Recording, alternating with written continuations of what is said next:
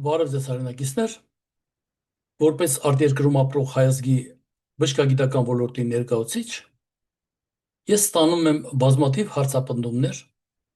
հայաստանյան իրադարձությունների նկատմամբ Սփյուռքի անտարբերության վերաբերյալ եւ այս իմ մեկնաբանությամբ որոշեցի համառոտ ներկայացնեմ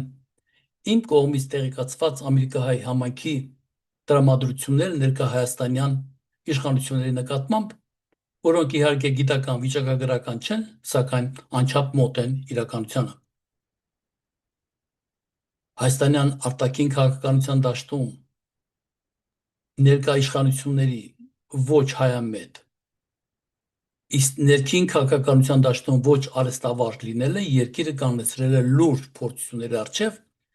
եւ ներկայումս Սփյուռքի քիչ թե շատ անտարբեր թվայցալ իրավիճակը ստեղծվել է հայաստանյան իշխանությունների պատուհաս քաղաքականության հետևանքով։ Պատկերացրեք, ինչպիսի վերաբերմունք կարող է ունենալ ամերիկահայը եւ ընդհանրապես արտերկրում ապրող հայը, երբ իր հնարավոր դրամական օգնությունը ցուցաբերել է հայրենիքին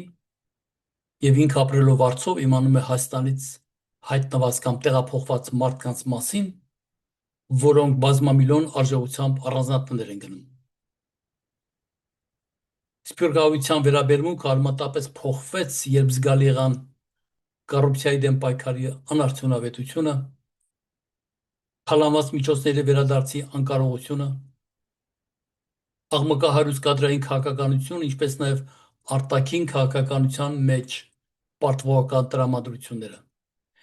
Իմ կարծիքով ոչ միայն Սփյուռքի, այլ նաև հենց բուն Հայաստանում ապրող մասսաների անտարբերությունը դա երկրի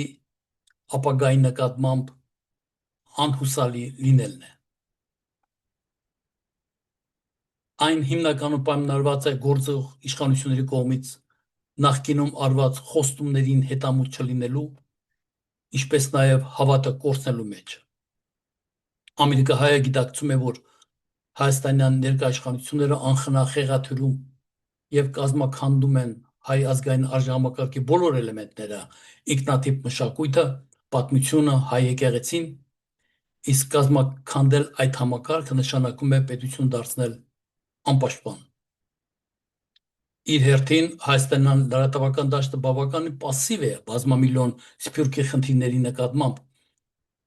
եւ նույնատիպ սկզբունք են որդեգրել նաեւ Սփյուռքի հարցերով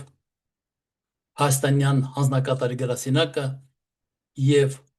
արտերկրում գործող դիվանագիտական հաստատությունները, որոնք չեն էլ հետաքրքրվում իրենց հայրենակիցներով թեկուզ Հայաստան երկրին օգտակար լինելու նկատառումով։ Միացյալ Նահանգներում հայկական համայնքի առաջին սերունդի վերաբերմունքը, որոնք ցեղասպանության հետևանք էին,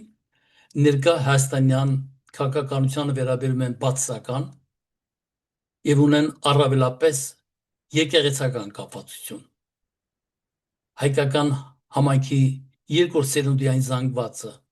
որը Միացյալ Նահանգներ էր տեղափոխվել խորհրդային կազմաքանդումից հետո եւ տեղափոխումը կատարել է բուն Հայաստանից, ներկա հայաստանյան քաղաքականությանը վերաբերում է չափազանց զգայուն եւ քննադատաբար։ Հայկական համայնքի երկրորդ սերունդի այն զանգվածը, որը Միացյալ Նահանգներ էր ներգաղթել խորհրդային կազմաքանդումից հետո, սակայն ոչ Հայաստանի տարածքից, ներկա հայաստանյան քաղաքականությանը վերաբերվում է հետաքրքրությունից ելնելով միայն։ Սակայն բոլոր դեպքերում ոչ մի սերունդ անտարբեր չէ հայաստանյան իրադարձությունների նկատմամբ։ Եվ ես համոզված եմ, որ Միացյալ Նահանգները, ինչու չէ նաև այլ երկրներ չէին ճանաչի հայոց ցեղասպանություն, եթե չլինեին Սփյուռքի եւ ճանաչված մարդկանց գործոնը։ Հայտնի է նաև, որ հայաստանյան իշխանությունները բացարձակ առնչություն չունեին Միացյալ Նահանգների կողմից հայոց ցեղասպանության ճանաչման ընթացակարգին։ Եվ եթե կգտնվեն մարդիկ,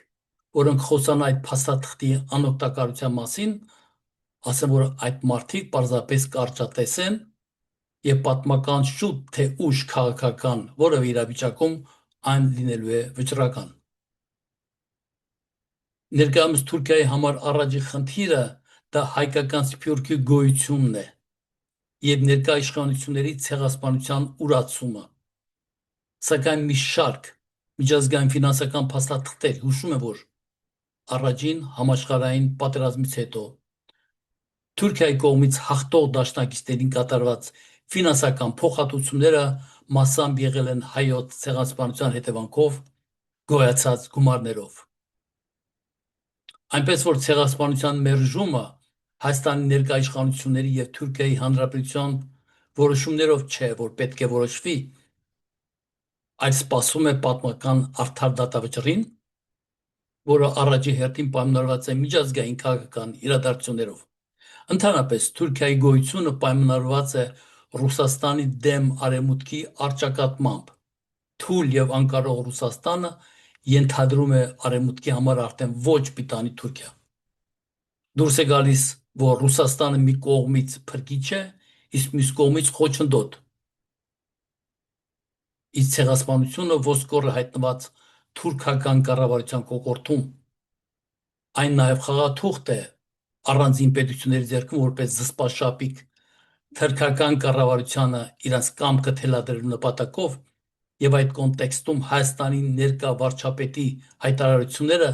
ցեղասպանության վերաբերյալ արժանի են մեր բոլոր նախնիների անդրշիրիմյան անձներին։ Հայաստանի խնդիրները բազմաթիվ են։ Մեր խնդիրները միայն հոգեկան անհավասարակշռված երկրի ղեկավար ունենալը չէ։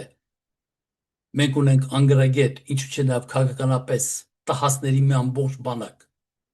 Ունենք նաև իրենց օրավարձը չկորցնելու նպատակով կեղծ նվիրալների իշխանամետ մի ամբողջ բազմություն։ Երկրի վարչապետը իշխանությունը նույնացրել է սեփականության հետ,